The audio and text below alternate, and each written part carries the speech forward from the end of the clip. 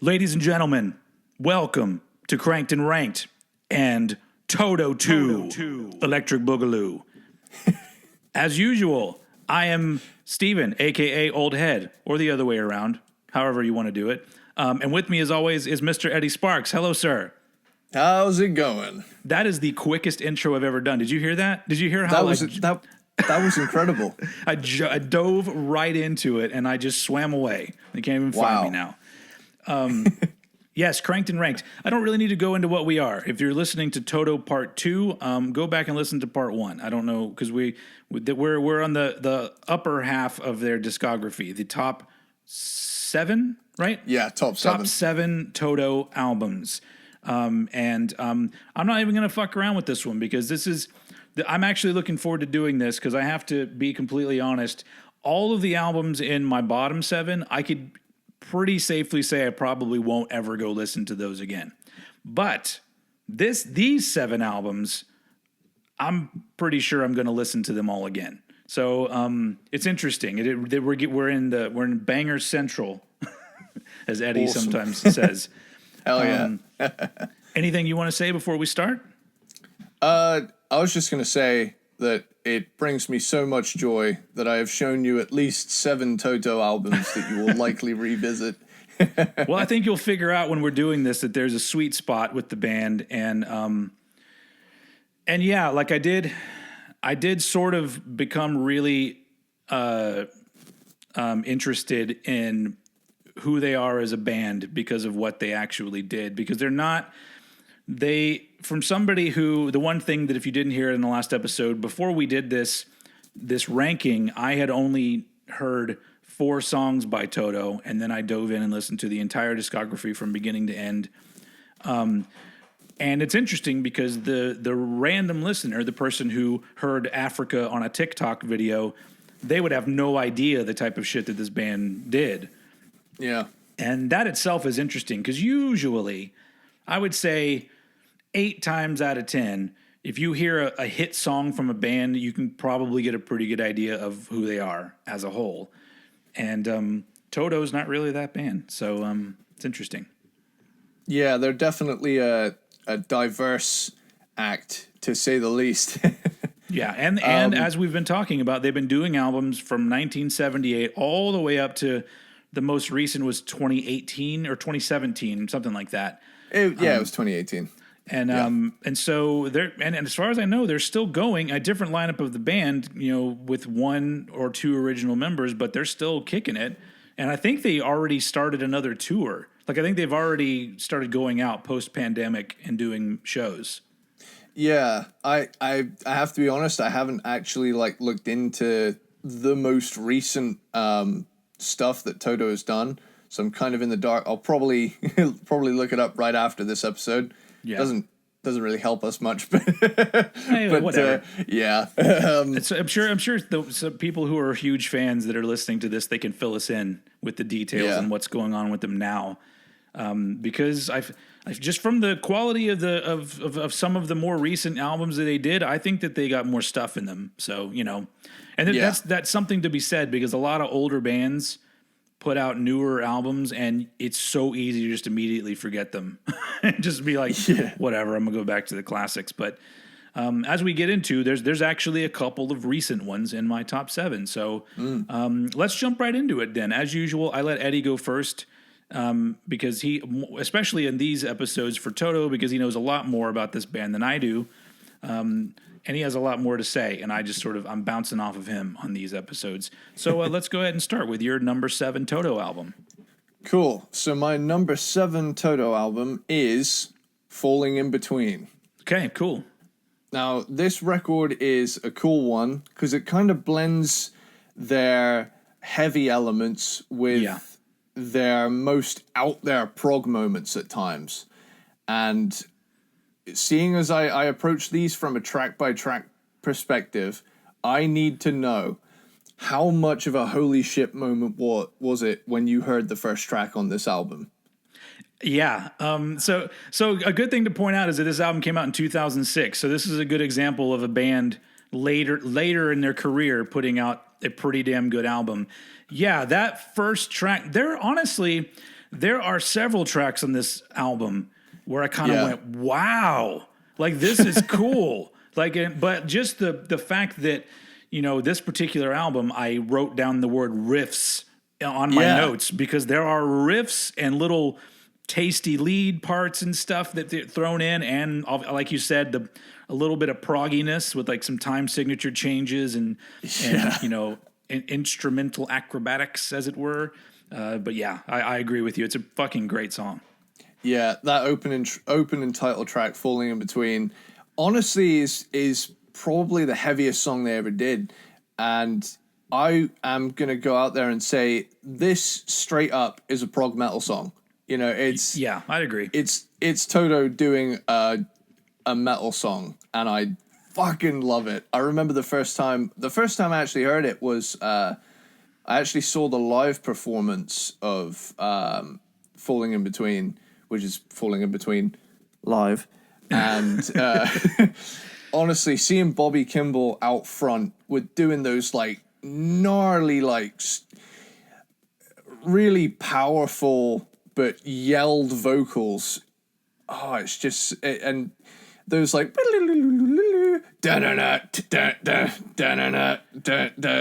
grooves in there. And I think I said this on the last episode. Bobby Kimball's my favorite of their vocalists. He was the guy on the first like 5 albums, and then he randomly first four. Yeah, sorry.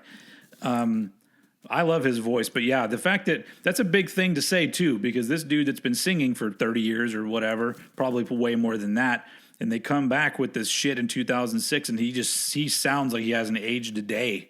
Like he sounds great. Yeah, he sounds killer. Dying on My Feet is this like sassy, jazzed out, bluesy rock track, but with this like real nice solo in it that feels like it would have been at home on their 78 debut.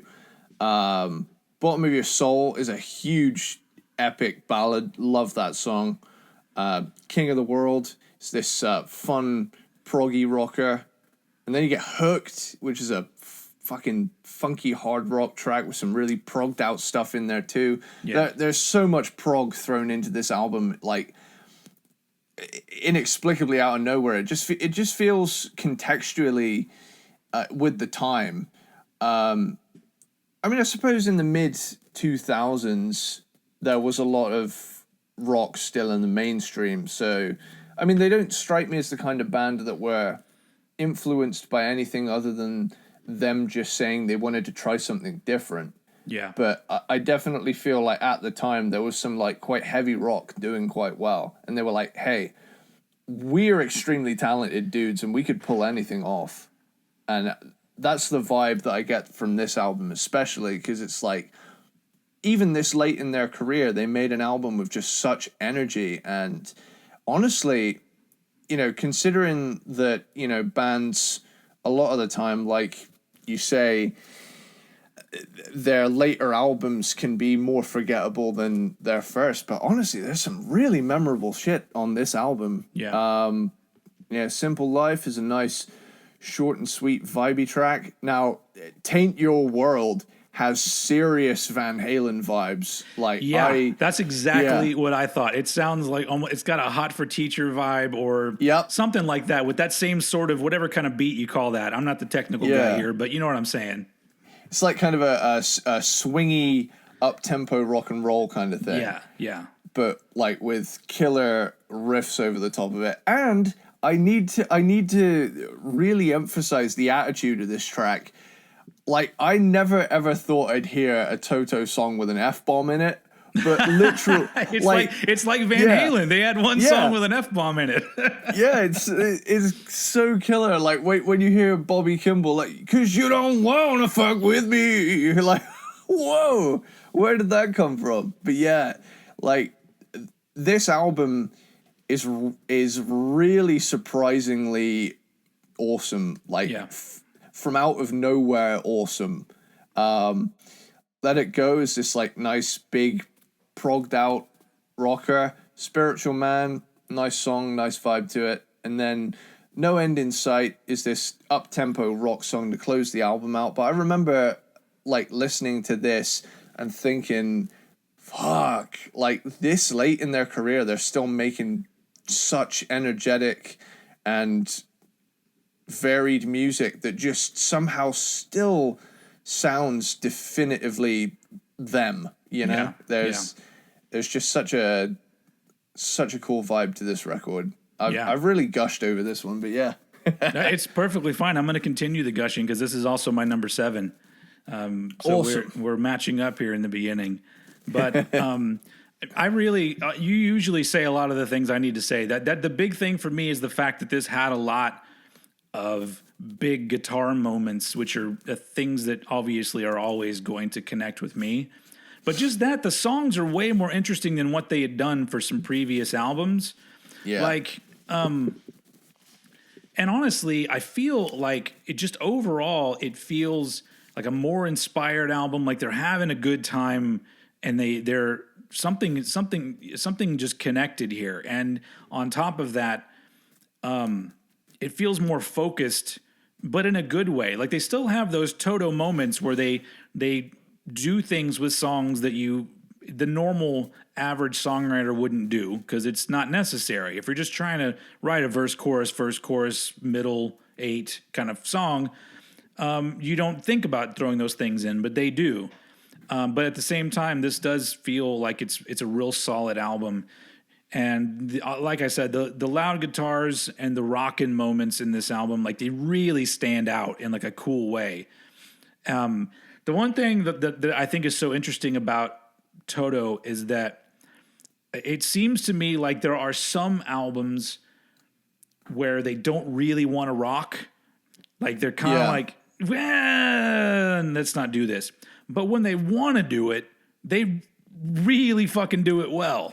And that's pretty amazing. And then, of course, as usual, just the overall musicianship of this particular lineup of the band, just like pretty much really every, even though like there's a vocalist I don't like as much, the lineups of musicians is always stellar.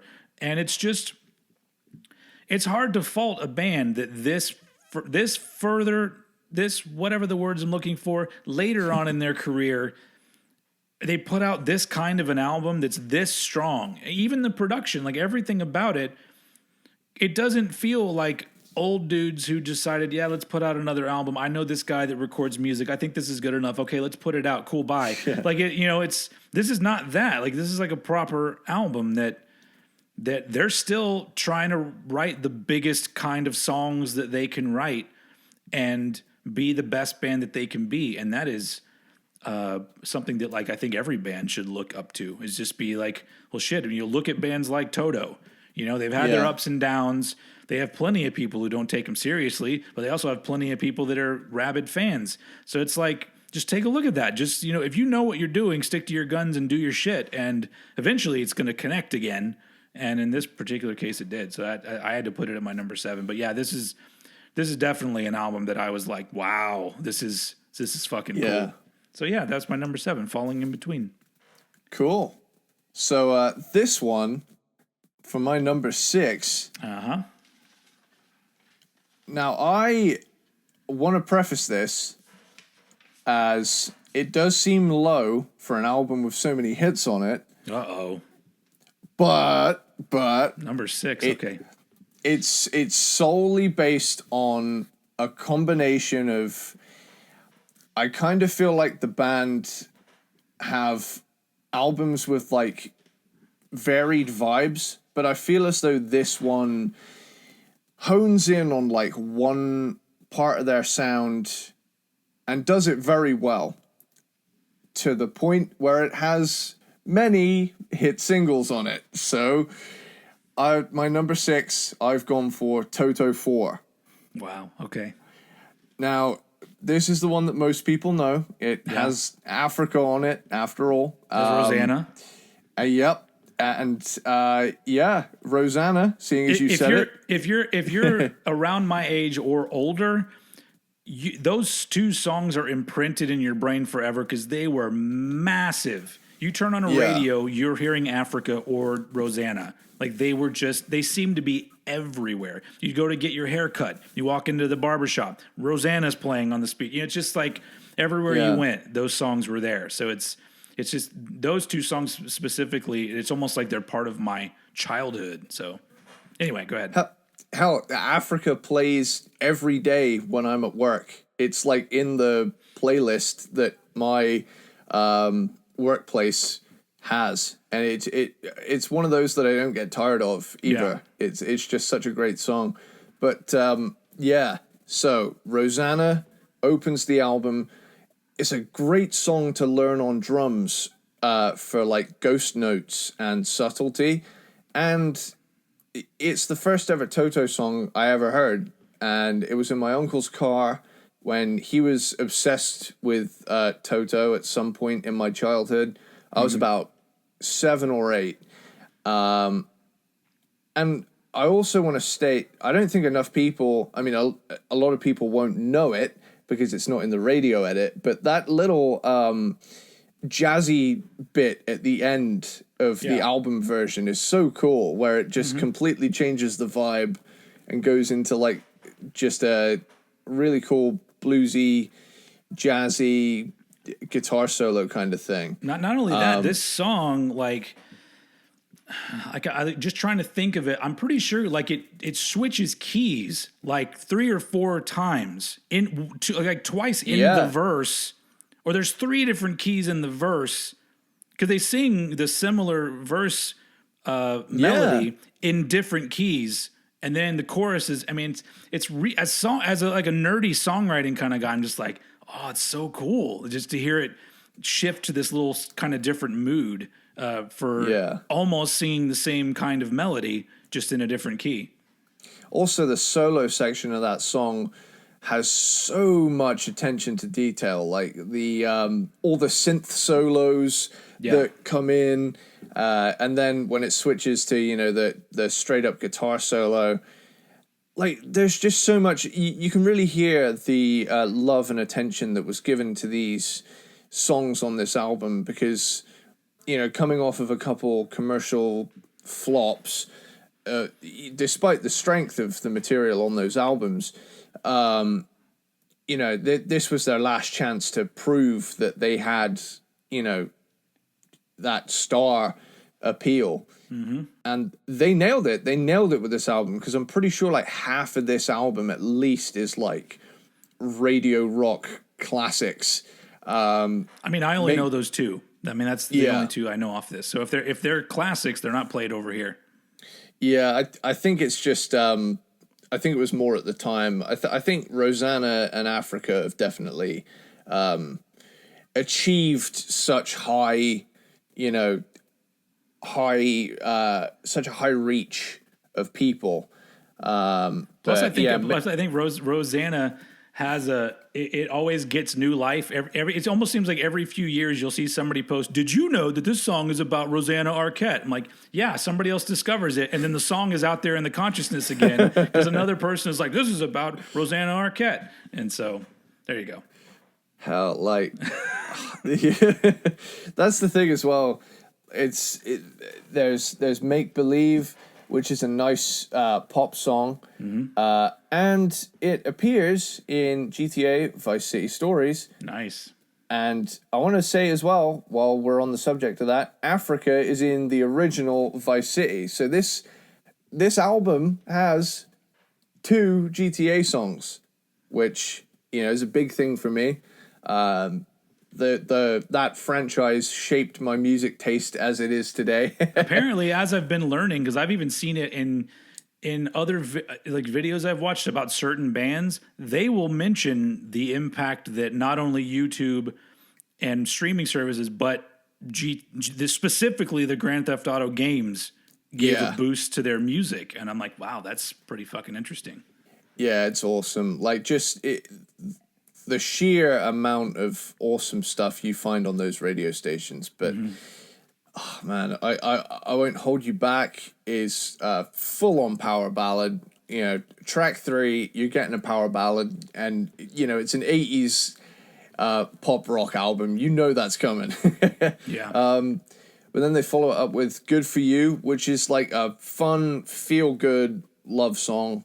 So it's just one of those that puts a smile on your face. It's a feeling. I forgot how smooth and nice this song is. It's got a really cool vibe to it. I think Steve Porcaro is doing vocals on that one. I think like he had like one song on like every other Toto album at some point. But yeah, it's cool to, even on this one, I mentioned that this one has kind of one vibe. It's got a bunch of different songs, but it stays within that early 80s really poppy rock zone. But it's nice, it's a good feeling album. Afraid of Love is again a fun pop rocker. Lovers in the Night is like an edgier, more intense rock song. We Made It is a catchy tune. Waiting for Your Love, that's a sexy one. Like I can literally hear Bobby Kimball's kick-ass mustache on this song. Yeah. And the album closes out with Africa, bookending this massively successful album with both its biggest hits. I mean, this is kind of like the Rain and Blood of AOR, where it's got its like two biggest songs, one at the start and one at the end. What? Now that you mentioned that the label AOR, I don't know if you saw the comment or where the comment was, but somebody was referring or asking the question if Toto is yacht rock. Yeah, 100%. That they do have yacht rock albums, I would say. This is probably their most yacht rock album. I would say it's more songs, than anything. But to be fair, like the songs that come to me and say yacht rock, there's very few Toto ones that seem to fit all. They don't tick all the boxes. There's one in particular I'll bring up later that is a absolutely 100% yacht rock song, but But yes, so I definitely would not call them a yacht rock band at all. In fact, some of the bands that get lumped into yacht rock, I'm just like, that's like calling them hair metal, and I'm just like, don't be rude. These are talented bands. Yeah. Yeah. I think my thing with Toto 4 is that it feels kind of safe from track to track. Like I can see that. It has a pretty consistent vibe throughout. Like I can't deny its bounty of tunes, but I like Toto when they're at their most ambitious, like taking left turns because they're good enough players to pull it off, I absolutely understand that.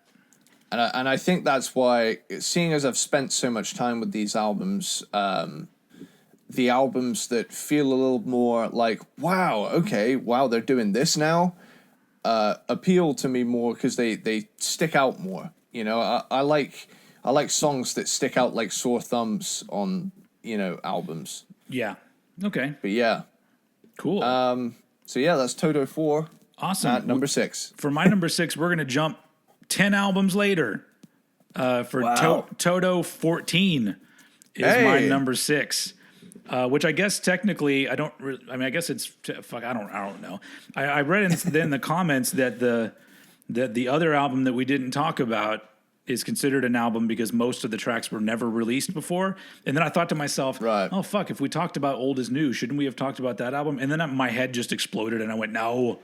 I'm just like, this is too much to keep up with. We did what we did. But I wouldn't have covered that album in this episode anyway. So that's the last one. That's the past. We're probably going to end up doing some kind of like rebuttal catch-up episode for all of like the extra ones we missed in all our rankings. So we'll probably just, and we'll probably won't rank them, but we'll definitely like talk about them or something. Yeah. But Toto 14 is a legit Toto album. Yeah. And this one was cool just because this is even later, 2015. I mean, really recent. And it starts off so proggy and energetic that I'm just like, this is fucking great. Like, I love that they're still doing this. And there's so many strong songs here. And, like, I feel like it's one of their most engaging albums since the 80s. Like it's one of the first ones where I didn't really feel myself getting kind of lethargic or whatever, you know, and wanting to move on. It didn't really have that. And the cool thing about it to me is, you said this before, that they've never shied away from the classic elements that make them Toto. Like, no matter what they're doing, you're always going to hear something in there that reminds you that that's the band that you're listening to. And hearing those in kind of a modern context is really kind of cool. And the fact that it's such a strong album later in their career just makes it worth talking about on its own. But I have to call out like 2 songs. I'm calling out 2 songs for 2 different reasons. There's a song, and I believe it's the second song on the album. Yes, and it is called Burn. That is a ridiculously well-written song that if you listen to it, if that song was handed to, I don't know, Demi Lovato or somebody that's like popular today, you have a number 1 fucking hit song on your hands. Yeah, like it is that quality of songwriting, and it's good on its own. Like it could be a hit on its own, but I know the way that music works now, and fucking old dudes aren't going to get on the charts. It just doesn't happen anymore. But Burn's an amazing song, and there's all sorts of great songwriting on this album, which brings me to, even in 2015, the one song, well, there's many songs, but the one that stood out the most as yacht rock is the song Chinatown. If you go back and listen to that song, it's almost like they tried to write a yacht rock song. They went, people are calling us yacht rock. Let's just show them how goddamn yacht rock we can be. And it's like everything you need. It's right there in this song. And so it's got those qualities that their earlier albums had, where you'll get random progginess, you get random really well written pop songs, you'll get things that go into the softer side. And so it just reminds me of like, wow, they're still so good at doing exactly the thing that made them a unique band in the beginning, and they're doing it in 2015. And so I guess this is the last legit new album that they did, because because Old Is New had repurposed songs with old recordings, and I think maybe some of it was new, but this one all the way through is an absolute new album. And then so you got the interesting thing about this album that I always like, when I went back and listened to it again, it didn't click with me at first, but this is Joseph Williams on the majority of the vocals, which is the vocalist that I didn't like. Right? Yeah. That was the guy on the later 80s albums. Yeah. I think what could have something to do with that is the amount of time that's passed. And, you know, at the time, you know, you said that at the time in the late 80s, he would have been your bog standard, this is what an 80s singer is type guy. Yeah. Now the 80s has passed, you know, long past now, by 2015, especially. Yeah. He didn't feel forced in on that one. He just has a powerful performance over the top of it. I guess it's true. There aren't as many vocalists that sound like that these days, and maybe it helps that a little bit of age adds a little bit of character to your vocals. Yeah. But I think he sounds great on this album, so I'm happy to give that guy, you know, some presence on the latter half of our ranking, because I'm like, look, he's a good singer. He just wasn't unique enough for me with a band that I feel is pretty unique. But here, like, he fits right in. So, like, honestly, is he still in the band? Like, I don't know if he's currently with them or not. Pretty sure he is, if I remember right. I don't know. We don't need to jump into the wiki, but I give him props for this album, because once again, just like, you know, with Bobby Kimball, like, coming back later on down the line and still sounding fucking great. You know, those are the people that should be considered the legit great singers, because there are so many great singers when they're in their 20s. I'm all like, come to me when you're 50 and show me how good you sing, and then we're going to talk about how good you are. So yeah. Anyway, so this is a great album. It was in your lower half, but you made the point of saying that you had not a lot of time with this one. This was one that you hadn't heard prior to this.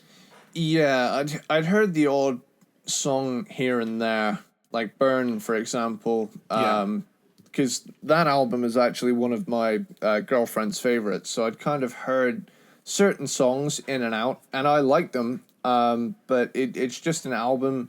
It's just one of those unfortunate scenarios with an album where you just never quite got around to it. And it's not that you ever heard it and it turned you off. It's just I legitimately haven't sat down. It's kind of like when someone tells you, dude, you gotta watch this series on Netflix, and it's like, okay, I'm sure I'll love it, but I need to be in the right zone to be able to give myself to make it feel organic, because if I go into it forcing myself to do it, I'll probably resent it, whereas if I just let it happen, eventually I'll come around to it twice as hard, you know? Yeah. It happens, but that's the beauty of these episodes, is that sometimes it connects us with stuff that we didn't connect with as much. Yeah. But yeah, so that's not my number 14. My number 6 is Toto 14. Also, I really like the album cover of this. It does have a proggy type feel to the album cover. It's one of those cool ones where they use like the sword on it as well, because that's an iconic thing with Toto. Like every now and again you'll see an album with a sword on it. Obviously the first one, 4, the 7th one. Technically Hydra has a sword on it. Hydra also has a sword on it, but he's holding it. Yeah. But yeah, it's cool how it's like a neon sign in that like dark city alleyway kind of sci-fi vibe. Yeah. I like it. Blade Runner or some shit. Yeah. Cool. But yeah, that's my number 6, and I think it's a great album. So let's move on to your number 5. Cool. So top 5. Top 5, people. So this album is often referred to as their quote unquote prog album. Okay. Even though it's that doesn't represent the whole record, but certainly at least the first 2 tracks. I've gone for their sophomore effort, Hydra, from 1979. I knew as soon as you said prog album, but not really. I'm like, he's bringing up Hydra. Yeah. Yeah. Yeah, like opening with the title track Hydra, that's an almost 8-minute epic with some really atmospheric parts, some really intense parts. That really cool riff. When I first heard this song, I was all like, if the whole album sounds like this, I'm just going to go ahead and put this at number 1. Yeah, it's one of those like that kind of catches you off guard, because it sonically has a lot in common with the first album, but the approach, on the other hand, is much more ambitious. Because opening the album with like an 8-minute epic progged out song, awesome. And then they follow it up with St. George and the Dragon, which, I've never actually looked into the lyrics of these 2 songs, but seeing as the opening track is called Hydra, and the first line in St. George and the Dragon is, "Can you tell me where you might find the Hydra?" And it's a really cool interlinked thing. Yeah. I kind of wish that the album had like an overarching concept outside of these first 2 songs. It's kind of like the Sgt. Pepper syndrome, where people like Sgt. Pepper's is a theme album. I'm like, it is literally not. Like, just because two songs mention the same group, like, and the rest of them are totally unconnected, that is not a concept album in any way. But thanks for playing. It continues that like kind of proggy theme, but with a more poppy feel and a great melodic guitar solo. I love that. 99 I've actually put as a smooth yacht rock kind of thing. And that but that one was written about a movie, right? 99. I think so. Yeah. It was written as a tribute to George Lucas's first movie, THX 1138. Hell yeah. Which I saw when I was a kid, but I remember it being way over my head because I'm like, this ain't nothing like Star Wars. That's not how I talked when I was a kid, but I feel like kids' brains are kind of as dumb as that. So, you know. Yeah. That's how my personification of dumb kid voice. I'm not even from the US, and that's my inner monologue as a child. But like, I love those synths that come in about halfway through it. Like all those really quirky sounds that they threw in just really add to the character of these early albums. Lorraine, fun pop rock song that kind of catches you off guard with like how upbeat it gets. Like it starts off as if you're going to be listening to a power ballad, and then woof, up comes like that kind of thing. They do that quite a lot. There's a lot of Toto songs where it starts off kind of mellow, and even if it doesn't necessarily get faster, the vibe of the song gets way more intense. Like elevates, when the chorus comes in or whatever. Yeah, they're good at that. They're good at building songs like that. Yeah, I gotta say here though, All Us Boys, full on good hard rocking good time that's song. A fun one, yeah. Yeah, especially like those kind of Thin Lizzy harmonized guitars in there as well. And that's David Paich on vocals on that one. Yeah, and it's funny because he's usually known for like singing the softer ones, but on this one it just fits. He likes to rock at times. Yeah, have you ever seen the video for it? No. It's delightful. It's hilarious. Like a lot of these like late 70s Toto songs have videos, and they're just such a time capsule. But yeah, Mama is a sassy, jazzy one. They like to throw in some sassy, jazzy ones from time to time. They do. White Sister. Now I've put here, White Sister is Toto doing 80s rock before 80s rock was a thing.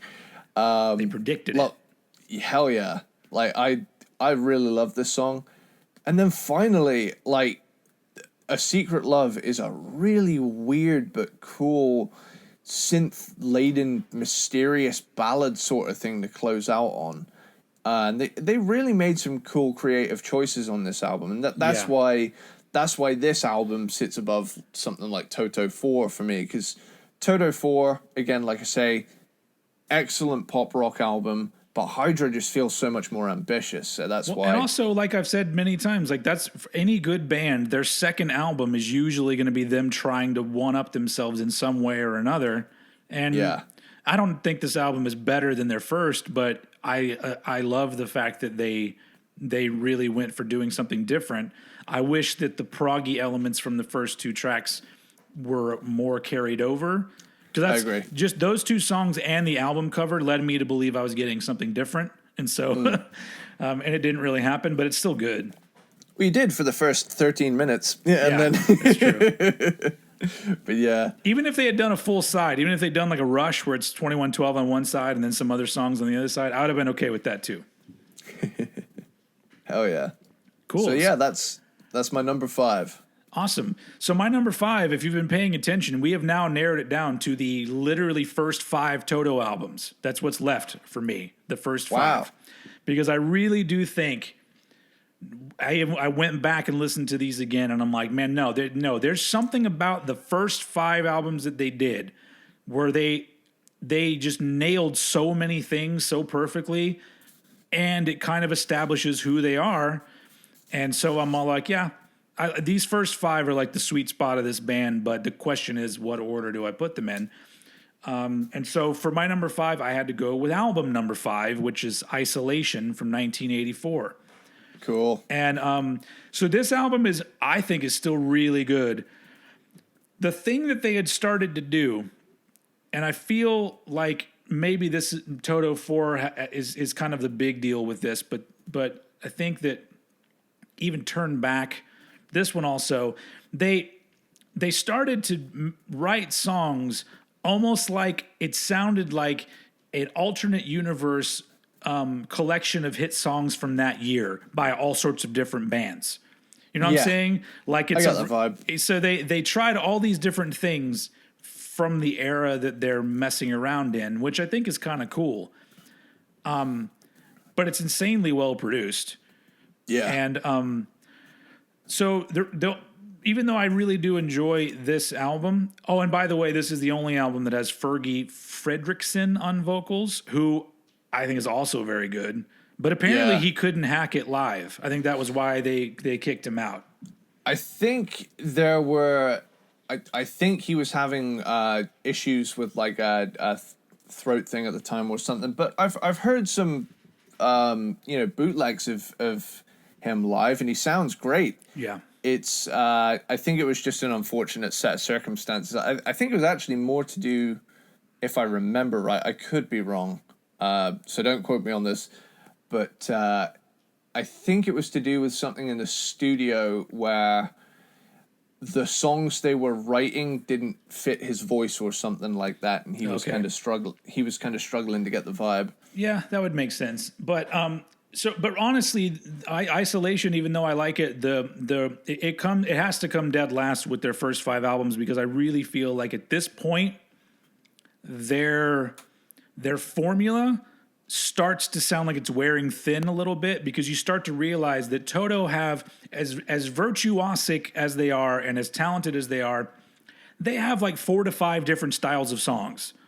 And they kind of, and they kind of do these, and sometimes they have different elements from the time in those songs and stuff like that. But this is the album where I think it starts to become really noticeable that it's almost like they put out a new I think I brought this up last time. Like they're a corporation that puts out a new version of the same product with just a few changes. So it's like, get your new iPhone. What is it? It's an iPhone just like you had before, but now it's got these little different things on it that make it slightly different, and you're gonna love it. And that's what Isolation feels like to me. It's like it's got great songs on it, but I feel like they were treading water a little bit at this point. And honestly, it didn't get better. For me, anyway. They've made some albums after this that I don't think are as good.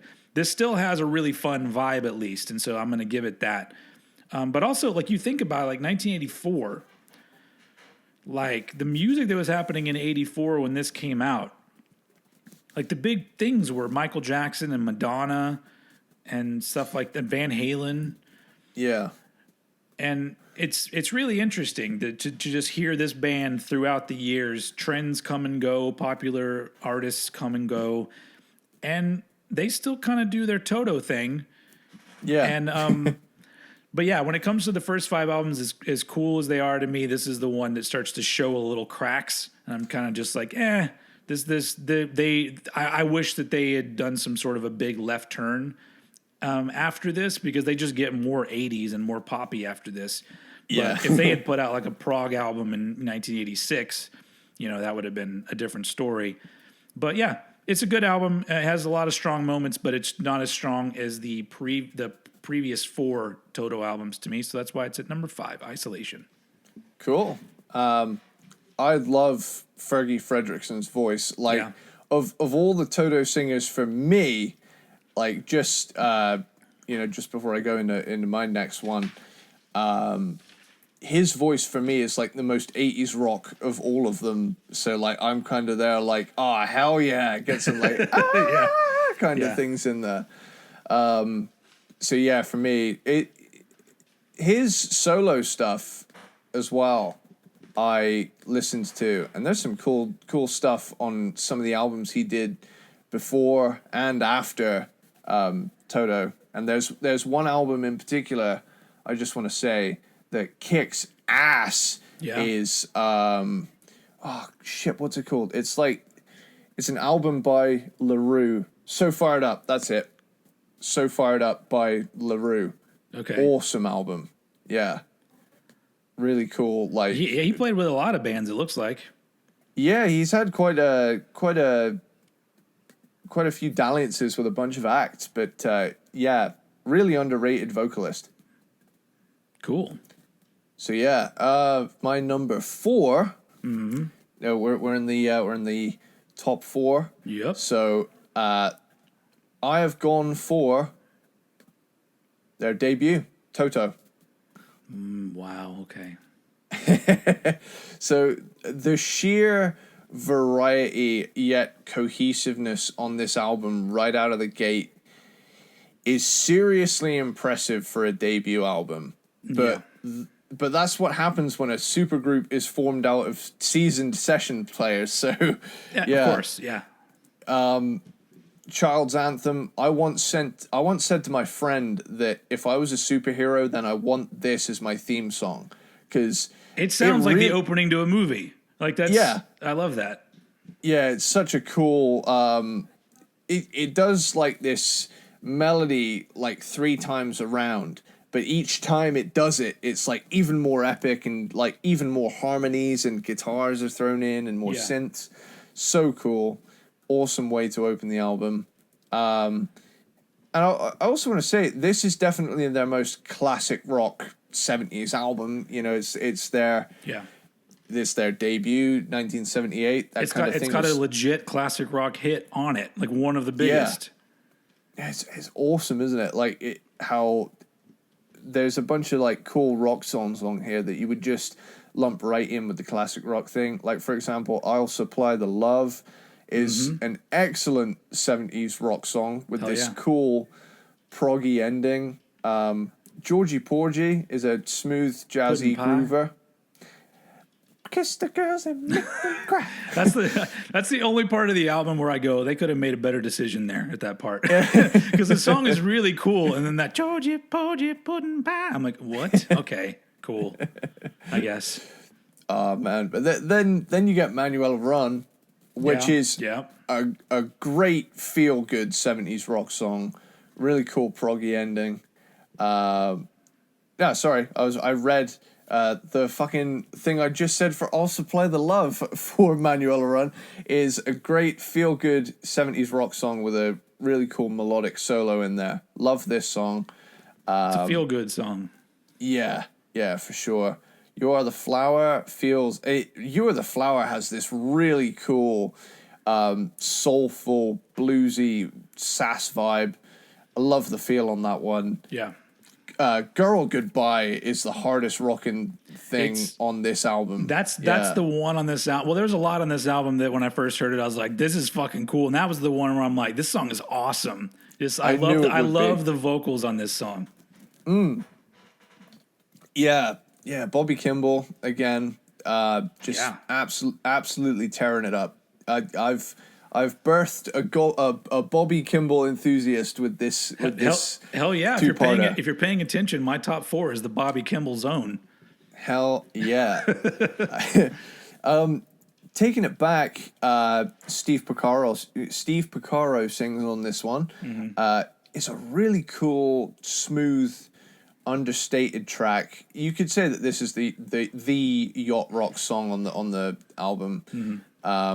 "Rockmaker" is this like fun, uplifting track. It has kind of an ELO vibe, but then "Hold the Line" is a fucking tune, dude. That is up there as one of their biggest songs.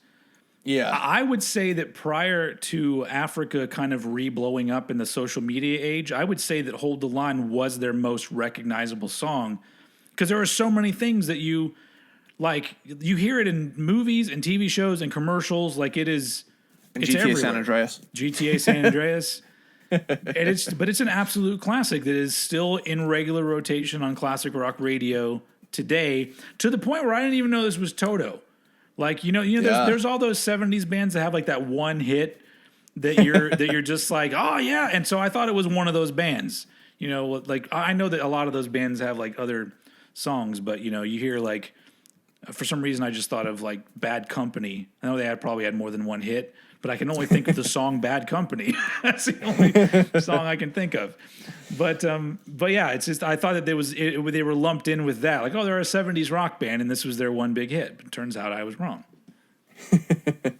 Oh man, and then finally with Angela, that's a cool power ballad type of thing to close out the record. Yeah. Where it's kind of quiet with acoustic guitars. It's kind of folky with like flutes and whatnot. But then you guys didn't see it, but he actually did. He actually pantomimed a flute when he said flutes, just for me. It's an OnlyFans exclusive. Eddie plays the skin flute. And with that, I'm going to hand it over to your number 4. Cool. My number 4, where we're entering the Bobby Kimball zone. And my number 4 is an album. So this was in the last episode for you. And as we're talking about it, I went, did I hear a different album? So I went back to listen to it again, and it's been confirmed that you're insane that this album is not in your top 7. My number 4 is Turn Back from 1981. And the one thing that I have to say about Turn Back is that I didn't even write very many notes either time I listened to it, because it's such a fun, feel-good album. It's like a power pop album done by Toto, and you put on your headphones, and the vibe and it's not very long. It's like 35 minutes long or some shit like that, and the vibe just carries me along. Where I'm like halfway through, and I'm like, shit, I didn't write anything down. Well, this is a good album. It's like, it's just so I would agree that if you're looking for the variety and like the surprises of Toto, they're not really here. But it's got some big old guitar riffs. Circa 1981 power pop music, but you know what I'm saying, those big old riffs. And it's much more energetic than Hydra, which was the album that came before it. But as you pointed out, Hydra they took more chances on that album. This was the one where I think that I read that there was a couple albums, I think it was this one and Toto 4, where they could have done these big blowout tours, but they decided not to do them for some reason, or schedules didn't work out. And I think Turn Back you can tell that it was meant to be played in front of thousands of screaming fans. Like, it has that big old fun rock feel to it. But doesn't sound, it literally sounds like 80s. Like, it's got an 80s. It's the best way I can put it is power pop. They could have toured with Elvis Costello or somebody on this album. But it's really fun. It's really enjoyable. But yeah, it's not as adventurous. So so for those first 4 Bobby Kimball albums, this one comes in last just because of that. Because there was no part that surprised me, but I enjoyed every minute of it. And so my number 4 is Turn Back. I will say, I'm just going to chime in here, as I have retroactively thought about it. And I'm not changing my list, because when we do this show, it's kind of a set in stone thing. Even though, from day to day it could change. Honestly, there are times where I am in a Turn Back mood, and that's the only one that will get the job done. Yeah. And I will say, it does nail that power pop, early 80s arena rock thing really well. I would say it could maybe infiltrate the 8 or 7 spot on any other given day, but I'm still firmly planted with my top 7. But it really does depend on mood the further down the list you go. Well, hey, you know what? It got its mention in the top half because of me. Because it's super fun. It does deserve at least one top half mention. Yep. Cool. So moving on to the top 3. Cool. So my number 3. Now, I love whenever we have an album where you think Eddie loves this. Yeah, I know where you're going. And my number 3 is the 7th one. Mm-hmm. Now, I have to say, vibe-wise, very similar to Fahrenheit. Yeah, same vocalist too. same vocalist, only 2 years apart, and they're still doing the 80s pop kind of thing, especially like the latter end of the 80s thing.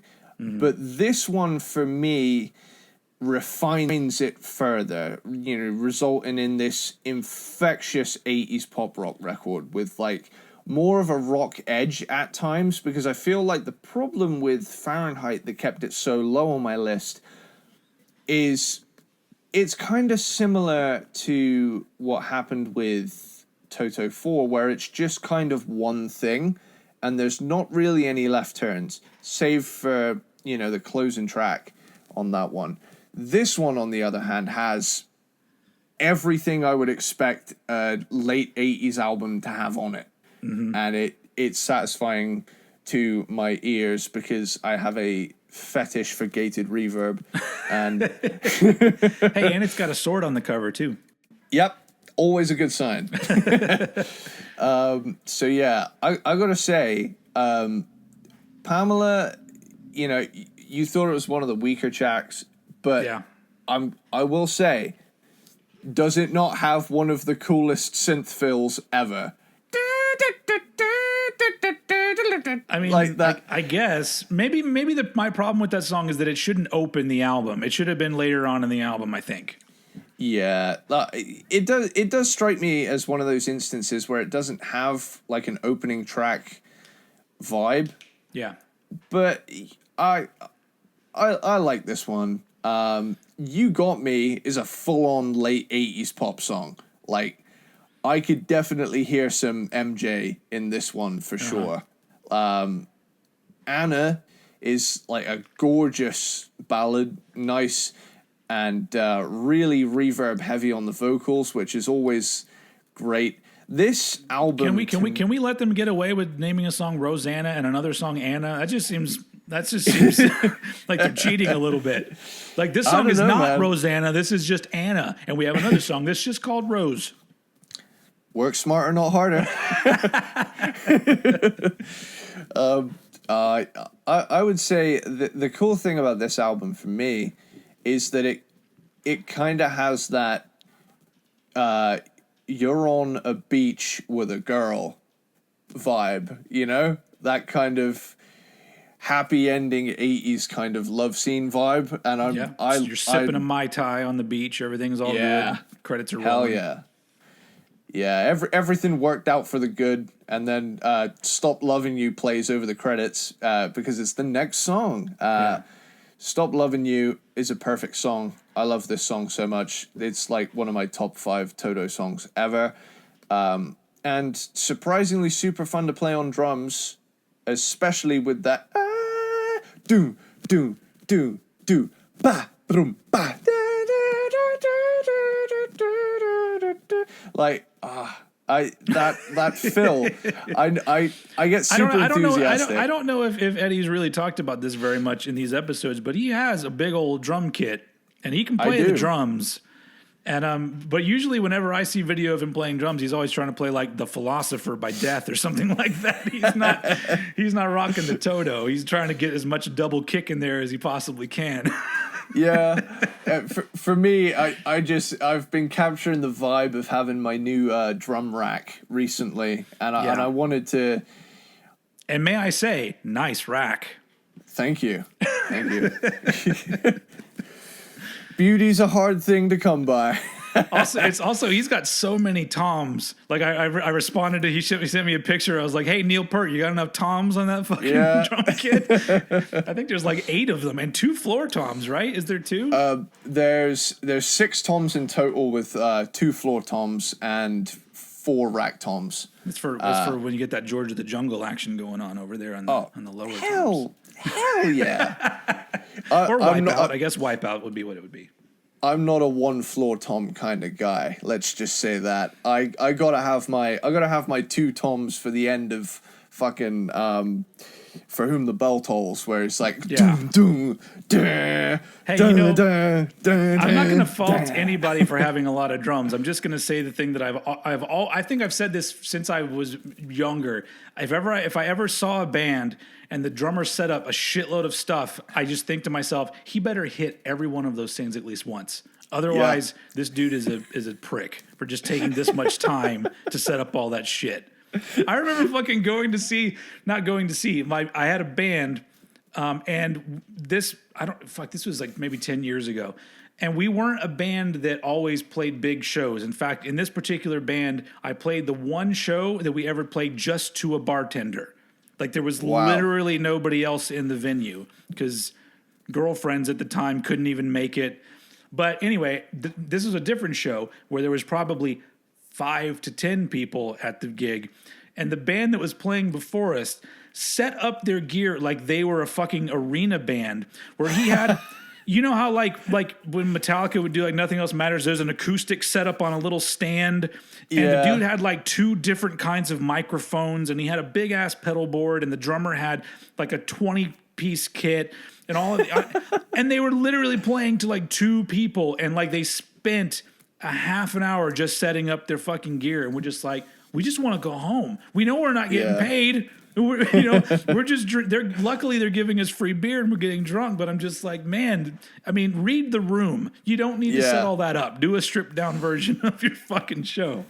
I specifically kept all of my stands because I know full well I'm not taking the whole rack with me to a gig unless I'm playing fucking Wembley. So essentially, for me, the rack is more so that I can have most of the kit set up and remove like 4 items and then come back and just put those items back on the kit. Yeah. But I mean, there's some of my favorite drummers are drummers that have a whole lot of gear. But also, there's something to be said about a drummer that can literally use snare, tom, kick drum, and fucking blow your mind. So I'm sorry, that was a little bit of divergence, but it's about music, so we can do that. We're talking about peanut butter or something. I don't know why that came to mind. Peanut butter. That's for later. That's for later in the episode. I will say that there's one little thing just before we hop back into the Toto zone. Is that I remember having a conversation with someone about like, dude, do you really need such a big kit? That's so impractical. And it was like, need and want are 2 different things, my dear boy. That is true. Yeah. You got to be in the mindset of I don't remember the character's name, but the what's this? Now I can't even think of. So here's the thing. I have so much information in my head about like certain bands that other things like actors' names and characters in movies and TV shows, I don't remember any of those. But the dude that was the drummer in the show Freaks and Geeks, what's that guy's name? No idea. He's an actor that was later on like How I Met Your Mother. He was in all sorts of movies. Jason Segel. That's what his name is. But have you ever seen Freaks and Geeks? I have not. I highly recommend it. It's an amazing show. But Jason Segel's character is an aspiring drummer, and he wants to have all of the stuff that Neil Peart has. And so, nice. That's me. That's literally me. But he's not very good though. So it's a great one. It's even got like some Seth Rogen in it. I don't know who else is in it. There's other people in it. It's a fun like sort of throwback to the early 80s, maybe even late 70s. Fuck. Is it late 70s? Yeah, it's late 70s. Doesn't matter. Look it up. It's fun. My favorite big dick in it move as a drummer is the ones that have a gong behind them that they don't even hit. Just hit it once. Yeah. Even better if you light your stick on fire and then hit it. That's even better. Just give me something at the end of it. The label threw a shitload of money at me, so I guess I gotta get a gong.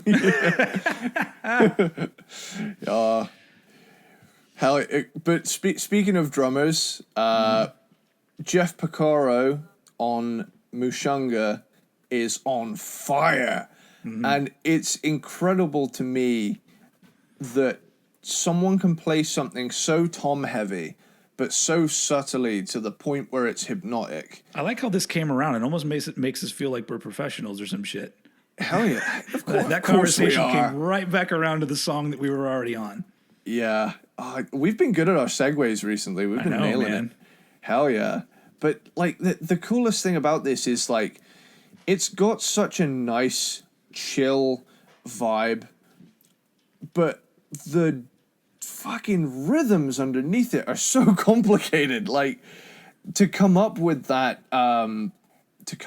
pattern is just such a cool thing, and it really shows off the genius that Jeff Porcaro possessed. And there's like a whole like he did like a whole 80s instructional video, and this beat is explained in it, and just watching him play it. Now it would be one thing to play it and it's like, oh shit, this is loud because it's drums. Yeah. On the other hand, he's like hitting it so subtly but so consistently, and it just blows me away every time that the dude was just such a professional in like every sense of the word. Mm-hmm. But then we get Stay Away, which is just that's just an 80s hard rock song. Love that. Straight for the Heart sounds like Walking on Sunshine for the first few beats before going into a way better song. That is a song that I could never hear again right there. Not this one, but Walking on Sunshine. No, I'm with you on that one. Now, here's a highlight on the album for me. Only the Children could have easily been a Danger Danger song, and I fucking love it. Like, it's borderline hair metal, and you know me, I'm the hair metal guy. And it's around the same time, too, as Danger Danger. Yeah. When they released their debut album featuring the singles Naughty Naughty and Bang Bang. I love it. It's great. It's great. A Thousand Years is a cool, vibey ballad. These Chains is the younger, way more chill brother of Rosanna. Jeff Porcaro was a master of the shuffle beat.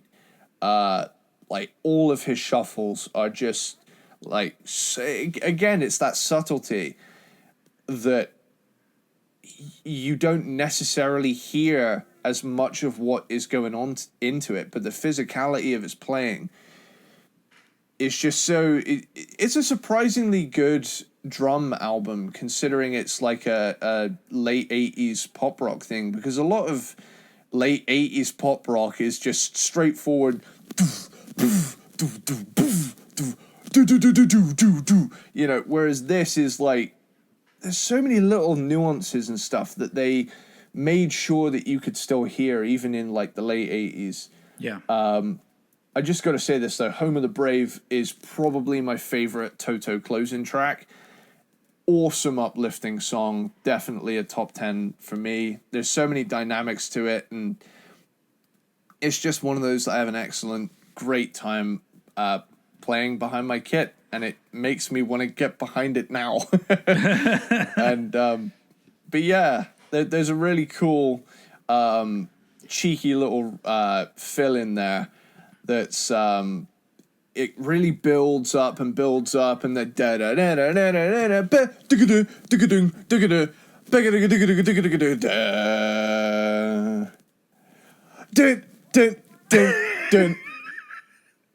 da gotta remember. Yeah, just fucking love. Man, this needs to be a video version of it. You guys missed out a whole performance here. Oh, you know what? I'm gonna have to do a drum cover of that now, aren't I? Just to show the delight on my face. I stopped doing those video versions of like edits from our stuff because nobody fucking watched them. So I'm just like, that takes too much time for me to do. But who knows? We could end up with just like full video episodes eventually. But if the quality gets better, then yeah, I would say that. Cool. But yeah, this is similar to. In a way, similar to how Crazy Nights was so high on my Kiss list. Yeah. I am a shameless lover of cheesy 80s stuff, and I love the cheesy 80s-ness of this album. Love it. Awesome. Well, cool. Welcome back to the Bobby Kimball Zone, everybody. We're my number 3. It's all of these 3 albums we've now already talked about, so I'm going to be brief with all of them because... because Eddie's already talked about them. But my number 3 is Hydra, their second album from 1979. And I already said this before. If especially the first track, if the rest of the album sounded like the first track, this would be higher, probably number 1, because it's a really great song. And I think the disappointing thing about this album is that song and the album cover really does make you feel like you're going to get something a little more progressive, which you get a little bit of that. But I mean, even that being said, even though they kind of stray away from that pretty quickly, it is a bit more rock at times than the previous album. I mean, here and there, it's really hard to pin this band down, and I think that was part of what they were trying to do. And I give them definite credit for not just doing the same album that they had already done, which they easily could have, because the first album was relatively successful for them.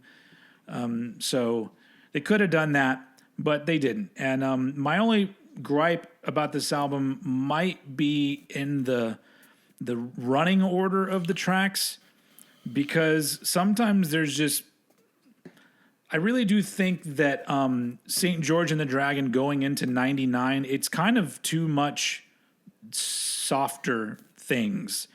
And the momentum of the album kind of gets killed for me from where it started. It's funny that I'm talking about this album like it's not in my top 3, because overall, like, there's still so many enjoyable moments on this album, and the songwriting's great. It just doesn't live up to the promise of the first song. But overall, the vibe of this album, like we talked about, like, you know, it kicks it up again, like All Us Boys is a total party song. Yeah. And so it hits these different marks. And so I think that's what makes not only this album, but their first album, which we'll talk about later, so enjoyable to me, because it's from a person who's going into these albums for the first time, it really is I don't know what they're going to be doing next. And that's a lot of fun, especially when they're a very talented band doing it. And so, this really, the only reason why this is number 3 and not higher is just because I wanted it to be better, because I felt like, oh, they're going to follow up that really great first album with this one that gets more proggy and maybe heavier, but now you don't really get that. You do get a pretty great first track, and then the rest of it is just really good Toto doing what Toto does best. And they had already kind of established that they weren't going to be this band that just phoned it in and did the basic rock stuff, or the basic kind of, it's hard. Some of their stuff, it's hard to explain, because I don't know, maybe yacht rock is the place that it goes, but there was a lot of artists in the 70s and early 80s that technically would have been considered rock, but they all had like jazzy elements in them.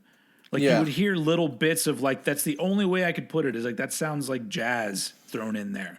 There's like a tiny little bit of a fusion element thrown in there. Yeah. And that's what they were doing, and I think that's kind of cool, because, you know, there were already, you know, full-on album rock style arena rock bands. There were already proggy bands that were full-on into the prog, and they really were kind of like, you know what, we like a lot of stuff, so we're going to make this music where we're trying to write the best songs we can possibly write, but we're not really going to play by anybody's rules. And that's what makes these first few albums really fucking enjoyable. So Hydra sits here at number 3 for me. Cool. So now we're in our top 2. Top 2. Awesome. So I don't even remember what you have left, so this is going to be a surprise. Cool. So my number 2 is Kingdom of Desire. Is this just because you get laid to this album often? I mean, it certainly helps it, but all right, man. This is one that was way in the other episode for me. Now, this is the hardest rockin' album in Toto's catalog. Yep. And it sees the band stripping down to a 4-piece, and Steve Lukather carrying all of the lead vocal duties.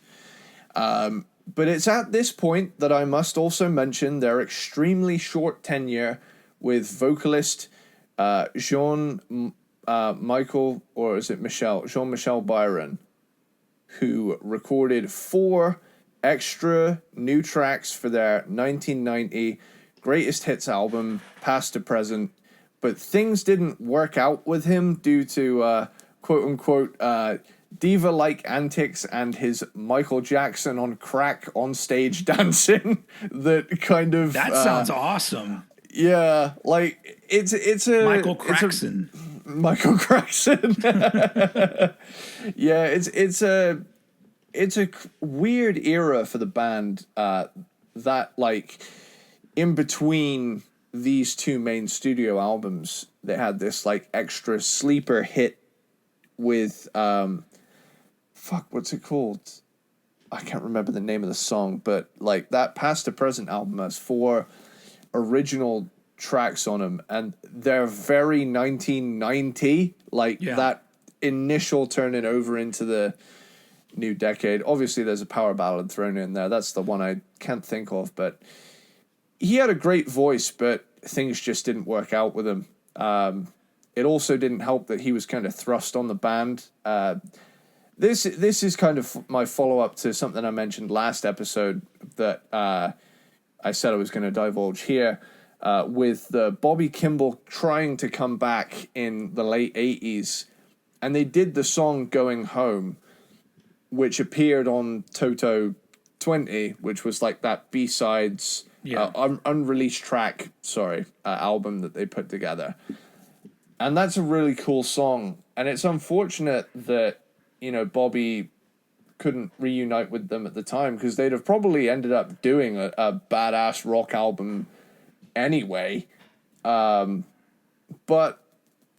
I also like what happened with this album, and that's why it's so high up. So I'm gonna jump into my track by track of my second favorite Toto album. Cool. So right out of the gate, you know, Steve Lukather has a really cool raspy tone to his voice on this album. And Gypsy Train has some serious Van Halen hard rockin' goodness to it. Don't Chain My Heart is an awesome song. Great chorus. Never Enough is more fun hard rock. Now, How Many Times feels like an Extreme song. I don't know if you kind of got that vibe. Not that I remember, but I mean, the vibe of this album, I could see it going into that territory. Yeah, for me, it's like the vocal harmonies and the riff choices. Two Hearts is a power ballad that could have been huge had it come out like 2 years prior. That's the thing I remember about this album, is that I kept thinking to myself, if this album had come out in like 1988 or 89, it might have been really big for them. Yeah, I think so too. Because it definitely has that, not hair metal, but certainly 80s hard rock vibe to it. Wings of Time is fucking awesome. Strikes that perfect epic rock song vibe, where it's like got those really cool, I don't know, there's just something about this song and another song on here as well that I'll get to that just feels like the chorus needs to be yelled from a mountaintop. It's just so powerful. She Knows the Devil is super fun funk rock. Like, that song is awesome. The Other Side is a nice ballad. Now, here's a little caveat that I want to mention.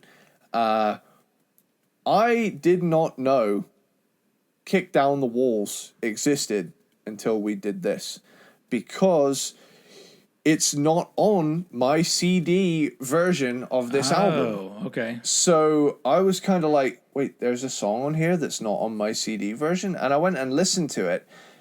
And from my research, it seems to be a least favorite on the record from the band. It does have a noticeably way more 80s approach and could have fit into the seventh one 4 years prior. Mm-hmm. But I'd still like to have it on the album though. This is one of those really long albums for me that doesn't. I don't mind it on this album. Yeah, it's got a really cool vibe to it. Here's something I must mention. I did find it strange on the CD that they would put The Other Side and Only You, which are both very similar power ballads, right next to each other. I thought, that's a weird fucking choice for a running order. I wonder what they were thinking there. And then I realized, there's a song that doesn't exist apparently because they tried to delete it on this pressing or something. But that's interesting. Yeah, it's strange, isn't it? I think they had like someone else produce that song and it didn't fit the vibe or something. But yeah, Kingdom of Desire, though, that title track is the highlight of this whole album. Good God, what an epic fucking song. Goosebumps, moments, like, all over this song. And I love that build up to the breakdown before that awesome, like, slow solo. This is one of those that, like, has a Kashmir vibe to it, but even more slow and epic and grinding and heavy. And then finally, to close out the album, is like a 8-minute jazz fusion show-off fest called Jake to the Bone. And it's a long album, but it doesn't bother me on this record like other later 90s albums do. I think it's because it's from 1992, and I just pretty much love anything from that year. Yeah. But, for me, this album, I mean, A, yes, it gets me laid, but B, I just really love this harder edge that they have. And to hear them do like a whole album of mostly it, for me, it ticks a lot of boxes sonically. So that's why this one is my number 2. But I still have a number 1 yet to announce. Awesome. So my number 2, I'd have to say that if there were such a thing as Toto gatekeepers out there, they would consider my top 2 an entry level fan top 2 because it's because it literally is like, if you can't, like, you see some people sometimes that like they talk about albums and you're just like, oh, clearly you just started listening to this band. So, it's great and all, but just give yourself some time. And I think that's how I feel with this too, because it is, I feel like the way that I reacted to these 2 albums is the way I guess a lot of people would have early on and why they were both successful. But my number 2 is Toto 4 from 1982. And I don't know what else can really be said about Toto 4. Like it's a fucking, what do you call it? It's an iconic album for Toto. And it like fucking won them. Did it win them like the Grammy of Album of the Year or some shit like that? But it's like, Toto blowing up is what this album was. But I think that they blew up for a fucking reason because there's so many great songs on here. But just the fact that you have this album that is bookended with 2 of their most famous songs that are both really well written songs and really memorable songs. It already gives the album, I think, a heavier weight to it than some other stuff. I already talked about Rosanna. It was a big song when I was a kid. You heard it all the time. The only thing that's interesting about this one for me is that I think when you go from the Toto album to Hydra to Turn Back was the third one to Toto 4. This appears to have the softest guitars out of all 4 of those albums. Yeah. Which isn't great because I like loud guitars, but there's something about this album that it feels like the most meticulously crafted pop album ever. Yeah. It's almost too perfect in the way that everything's played and the way things are written. It's just like almost like a fucking musical project than a band that had some songs. Like they had these mathematical equations. And, if we plug these things in here, we can make the perfect album. Let's do it. And I really do think, as much as you say that it doesn't stray so far and have as many left turns as the first couple albums do, I agree with that, but I think it still does. I just feel like they honed everything in to where they're still swerving to the left and to the right, but they're staying in their lane. They're not like really like hitting you with a lot of surprises. So it still sounds like it's got that Toto thing. And the fucking production on this album, like some albums, like you listen to it even today and you're like, man, this sounds sonically amazing. Like the kind of albums that you would like test your speakers with. Like, you know, I want to make sure all the frequencies are there. Put on Toto 4. You know, that's how it sounds to me. But obviously these dudes were all amazing performers and songwriters. And honestly, like at this point in their career, 4 albums in, I'm glad that they had this hit because it probably is the big thing that kept them going. Like, I don't know what would have happened really. But you know, it's got all the songs are fucking great, but you know, you can't talk about this album without Africa because it's just a fucking classic song. And from what I heard was a song that they weren't really that interested in putting on the album or even releasing as a single. Yeah.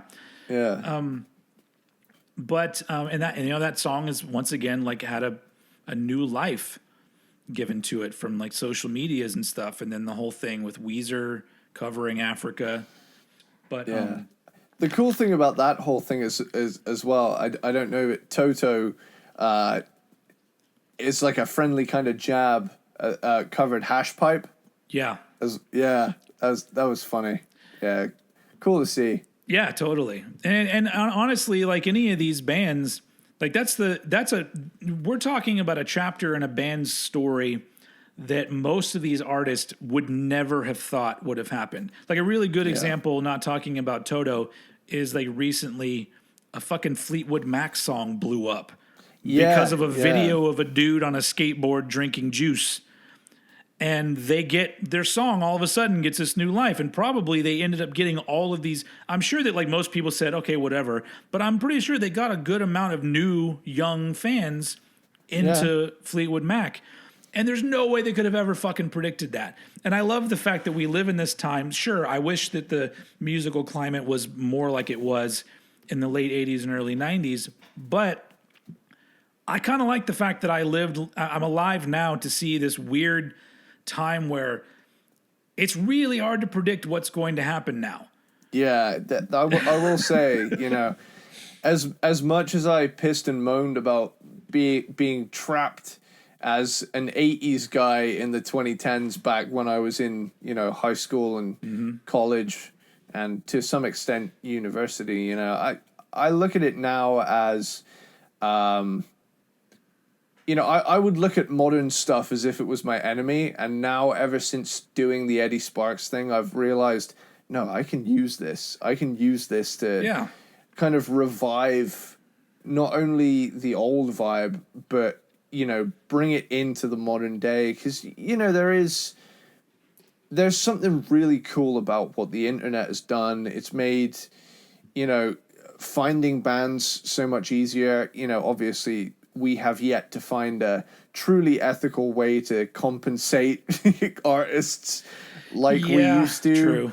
But like, I feel like, you know, we're in a better position now than we were in the early 2000s with like the whole Napster thing, you know, nowadays now we know how to at least cope to some extent, you know.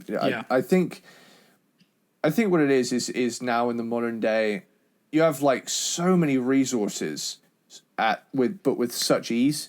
And I feel like, you know, with these old bands catching a second wind, who knows, you know, there might be a bunch of people that start doing like vintage TikToks and all of a sudden you've got these like 13-year-old Gen Z kids that are like, fuck yeah, I like Motley Crue, you know, or something like that. Yeah. I mean, it's really cool. I'm all for it. The only, I think my only gripe about the modern era of music is the fact that it's easier for bands to put stuff out and it's easier for you to find bands and listen to bands, but because there's so much out there, it's harder for bands to really make a mark. So you know, and back in, you know, when I was younger, sure, like you had A&R representatives that would go out and sign artists, and they would have money put behind an ad campaign or videos or whatever they had to put this band in front of you. And sure, there were less bands, but there was more of an opportunity. If you were a really good band and people saw that you were a good band, there was more of a chance of people to actually see that, and you get, you know, you blow up appropriately or whatever. Whereas now I think that there's a lot of artists that I think blow up strictly on social media hype, and they become stars. And then on the other hand, there's a lot of bands that I think are really great, and some that we probably even don't know exist because they haven't managed to find that window in. I mean, this is shit where most people have already talked this to death, so it's not anything new. But that's the one thing that I do miss is when I do hear a really great band, the first thing I think is, I hope they stay together for more than like 2 albums. You know, because that doesn't seem like a thing anymore. But anyway, going back to Toto 4 though, just wrapping it up. This album to me, like Turn Back, it just has a vibe that makes it really enjoyable. And that alone is enough for me, where I'm just like, yeah, there's not as many surprises in it, but the songwriting is great, and there's something about it, like I said, that it just feels like it's like a perfectly crafted album. And it's one of those cases where they put out something good and they got properly rewarded for it. And we're still talking about their music today, probably because of this album. And so that's why it's my number 2, Toto 4. Awesome. So my number 1 pick is Isolation. Isolation. All right. That was my number 5. Yeah. Yeah. This record is full on 80s AOR, and I fucking love it. You know, it's the only record they did with Fergie Frederiksen on lead vocals, who happens to be my favorite vocalist they ever had. All right. And they made, you know, coming off of the heels of Toto 4, they went in an edgier direction. They kind of like put a little bit more oomph into the guitars, added more of the complex song structures again. But yeah, with that, I'm going to jump into my track by track of this fucking awesome, underrated as shit album. Do it. So, Carmen is a tune. Great opener. What a cool way to open a record after you open the last one with Rosanna. You know, it's like, hey, you know how we did a pop album? Check this out. Wham! Fuck yeah. Yeah. The rock is back up in the mix. Lion has a fun, super 80s funky pop rock feel. Stranger in Town is a synth-driven hard rocker. Love this one.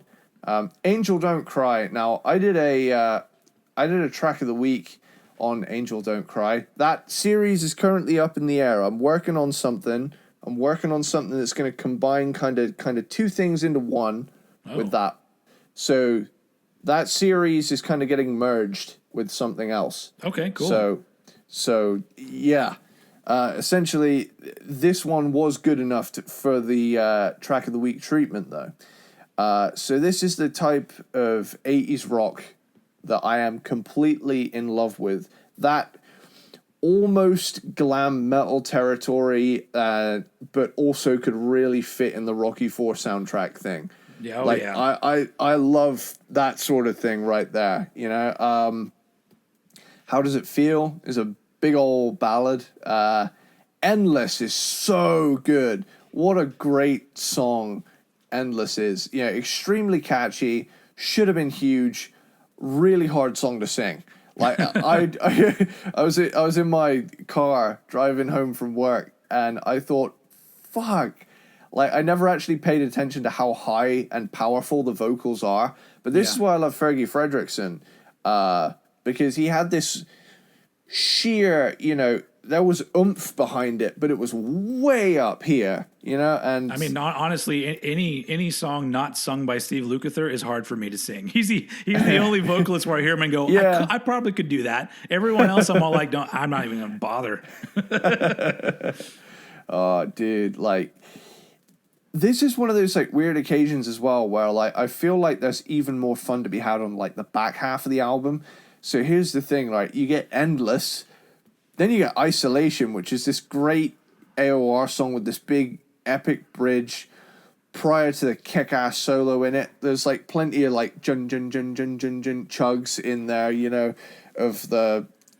I just love 80s peddling that jun jun jun jun jun jun kind of thing. Those sort of riffs like are the key to my heart. I don't know if it's because you love it whenever the beginning of Summer of '69 comes on. You're just like, 100%. Got my first real 60. Fuck yeah. Now here's a like mega deep cut that I feel like would make a really good like prog metal cover, and that's Mr. Friendly. Mm-hmm. Has some, almost prog metal moments in the middle, like real intense montage vibes on this one. It's just such a really intense training montage type song, There's just something about it. There's a real power rock thing behind it. Some like real fist in the air, horns up with one hand, weight in the hand in the other, you're just pumping iron to this shit. Hell yeah. Change of Heart is even more AOR goodness with like a great chorus. And then, funnily enough, like for such a rocking, intense album, they close out with the song Holy Anna, which... another Anna. yeah. Which has like kind of this more old school vibe. But I've said this before, like where I kind of like when an album of rockers closes out on something a little bit more lighthearted. Yeah. So it kind of feels like, I've said this many times, it kind of feels like a credit sequence where like everything's okay. You had a great time. It's time for a little bit of a cool down. For you to either compute whether or not you're going to whack another album on, or you're going to go about your day and do something else. But I fucking love Isolation and think it deserves way more recognition for being a badass 80s pop rock album. And I have never not gotten goosebumps when that part in Angel Don't Cry, where he does the Queen of Darkness, you got your way with me, like that part there, it's kind of like the I'm so mad that I'm not filming the video of this today. You're missing so much, folks. It would have been a great one. Like I love real epic dramatic stuff. That's how I would describe. Yeah. Dramatic. Yeah. Yes. Really dramatic record. I'd agree with you. Yeah, it is. Hell yeah. I mean, it's in my for me, it's in their sweet spot top 5. So I mean, it's they put out great albums 5 in a row to me. So I'm totally with you on this one. Awesome. But my number one, surprise, is the debut Toto album from 1978, an album that came out the same year that I came out. And but this was just the fact that like when I went into their discography, I did them in order. I listened to all their albums in order. And this one that's a good way to fucking start things out, because I was just like, oh shit, man, I think this is going to be cool. And it was cool for the most part. But honestly, Child's Anthem, the way it begins this album, I wish they had began every album with like a theme song, a proggy kind of 2-minute get ready for some shit kind of song, because I just think it's so cool and it sets up this album so nicely. But then it goes straight into like, you immediately find out right away that, oh, this band's not really going to give us what we expect from one song to the next. And you get I'll Supply the Love, which is so fucking good. Such a fucking good song. it reminds me of like stuff that like bands like Stars were doing, where it's this big poppy rock stuff. Like it's just, it sounds I knew awesome. you'd like that song. I knew you'd love that one. It's great. And then for the most part, like I like the vibe of like Georgie Porgy. I just think that one part, it's kind of weird. It takes me out of the song a little bit. I would agree. Yeah. It reminds me a little bit of like in the 70s, there were some questionable choices made because of cocaine, I think. Yeah. Like there were some things where like, let's just do this part of this song. And I think I'm like, they were probably high. So I'll give them that. But you know, and that song was, I think was a hit back in the day though. Georgie Porgy. Like it got into at least the top 50 or some shit like that. I'm not going to do a track by track here, although there's a lot of great songs because Manuel Run is great. Girl Goodbye is probably my favorite on the album. That is just a big old rockin' fun. And the vocals are so good. Like Bobby Kimball is such a fucking great singer. And you just throw on some harmonies along with him and it just sounds huge. Yeah. And I love it. But a lot of these songs that weren't hits should have been hits. Like I don't know why I'll Supply the Love wasn't more massive than it was. Same thing for Manuel Run and Girl Goodbye. Like they all seem like they could have been top 10 hits off of this album. But they did have a big old hit off of this album, and that would have been Hold the Line. I mean, you can't talk about this album without Hold the Line. It is a classic. We already talked about it. But the thing that I think is interesting, though, is that right off the bat, the thing I said earlier about another album, about how it feels like you're flipping through like a radio station and hearing hits of the day. Like that from the first album, it sounds like that. Like these are all songs that could have been hits, but they all would have been done by different artists, but all played insanely well. I just think this album is a lot of fun. And to me, it's like the definitive Toto album because it's like a mission statement on their first album of what they were going to try to do, which was, I guess, just like we're a bunch of really talented motherfuckers and we're going to try to make the biggest songs and most perfect songs that we can possibly make without necessarily fitting in to one particular vibe. Whatever we want to do, we're going to do it, and we're going to try to do it better than anyone in the world can do it. And it's really apparent on this first album that that's what they were trying to do. The interesting thing about this album that I didn't really know at the time was that David Paich wrote everything on this album. Yeah, he's actually like mega involved in the songwriting process on a good portion of Toto's work. I think he's actually consistently been very on it with the songwriting, even if he doesn't sing on it. Because I think even all the other ones. Oh no, he wrote everything on. Oh no, he didn't write everything on Hydra. Okay, there you go. So for Toto, like, hold on, it does say. Okay, never mind. No, there are 2 songs with co-writing credits. Bobby Kimball co-wrote "You Are the Flower" and Steve Porcaro co-wrote "Taking It Back." So, but still, that's it's pretty crazy because it sounds like an album that is an absolute collaborative effort songwriting wise, and it's not really. So it's interesting, but this is the one like I'm probably going to be ordering like a vinyl copy of this from '78 just because I'm like, this would sound so good on my turntable because it's just got everything, all the great shit from 1978 without venturing into disco territory or anything. Although I wouldn't have minded very much if they had done that too.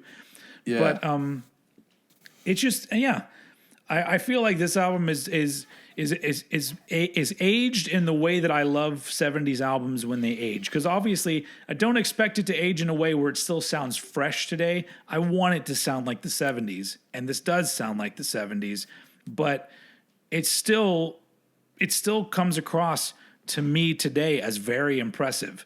So if I had been alive and old enough to hear this when it came out, it probably would have been something I would have been really into because you can't sometimes you just can't deny, well, I guess some people can, but you can't deny a good song is a good song. And a talented band is a talented band. And Toto had both, especially on this album. So that's why it's my number one. Awesome. We did it. Yeah. We did it. I love that that's a thing now. Oh God. If anybody can get me an isolated vocal of just Ja Rule singing that part and send it to me at oldheadpodcast@gmail.com, I would be forever indebted to you, and you would get a shout out. Because if I can just insert that in all the podcasts, Ja Rule jumps in, I would fucking love it. Anyway. Hell yeah. Yeah. So this was, ladies and gentlemen, that was cranked and ranked Ja Rule. Well, I don't think we're gonna. As much as I love hip hop and I want to do more hip hop artists, you get later on in hip hop for me, and I'm like, I don't want to do a whole discography of those dudes. Like even some of the best out there, some of the best rappers of the '90s and beyond. I'm like, yeah, they had a lot of misses, and I don't really want to have to talk about how bad some of their stuff is. But this was our big sort of like left turn with Toto, which it didn't really, doesn't have a whole lot of views on YouTube, but it seemed relatively well received. Nobody gave it a thumbs down yet. That's something.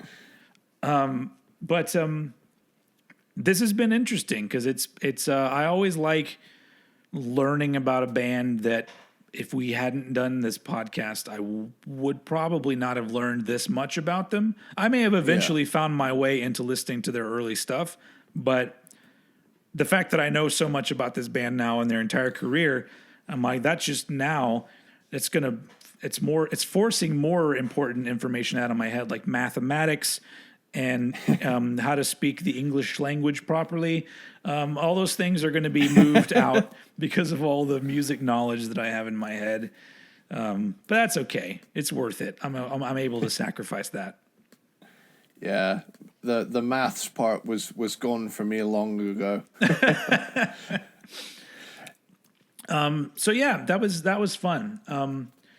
And the one thing I have to admit, it's not really an admission. It's just a thing.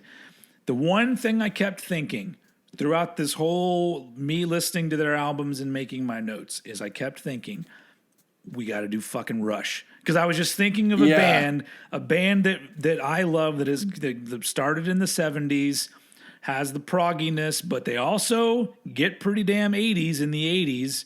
Yeah. And they go well into the 2000s with some quality fucking shit. And I'm just like, Rush has to happen eventually. Yeah. And because honestly, some of their stuff, especially when you get into the 90s and 2000s with Toto, there are elements that remind me of later day Rush stuff. Because Rush kind of grew out of doing the super proggy stuff. And their stuff got a lot more where they were just trying to write really well-crafted songs with just a little bit of the tinges of the proggy stuff in there. And so it reminded me of it a little bit. So hopefully, one day we'll get to that. But not yet, because we are literally going to go the completely other end of the spectrum with the next one. But that's all I'm going to say. Yeah. But do you have anything to add before we wrap this one up? Next one is going to be brutal. But literally, that's all I'm saying. Literally, brutal with 2 O's. Yeah. Oh, dude. I'm picturing it now. Like the amount of times we're gonna say brutal in the next podcast. Yep. That's the drinking game. That's the drinking game for next episode. We'll have to remember that. Yeah. For sure. Awesome. So once again, Peanut Butter Platypus to all of you who are still watching this and listening to this. I love getting the comments where people say Peanut Butter Platypus or PBP because it's nice. I think I've already ended an episode like this, so I don't need to say it again. That's just a thing. It's a word it's a term that I came up with. It's kind of like off the cuff. off the cuff, just like put that in the comments, and so we know that you're one of the people that actually listen to an entire episode. Because we do, I guess there are longer podcasts out there, but we do, we're always at least a 90-minute episode. Oh yeah, if not sure. more. I love how somebody commented on Metallica Part 1. They were like, Metallica Part 1 running time 2.5 hours or something. Yeah. Like that was Part 1. Anyway, so yeah, we got plenty more shit to come. And eventually there are some things that, we'll get around to for sure with different kinds of artists, not necessarily straying that far away from what we normally do. But, the sky's the limit for this, man. I feel like we still got enough steam in us that there's no end in sight, really. So I gotta say, I think the show just gets better and better. We've got to the point now where we have inside jokes. I think that's a sign that the train's got to keep on rolling, and the peanut butter platter pie got to keep on peanut butter platypussing. It's going to keep it rolling all night long, as well. I would say Aerosmith, but they didn't write that song. But still, cool. All right. Well, we won't keep you here any longer. We appreciate you listening to us talk about Toto. Obviously, put some comments if you're on YouTube and let us know what you thought. And we'll be back again next week with a brutal episode. And so on that note, Mr. Eddie Sparxx, please take us out. Later, dude.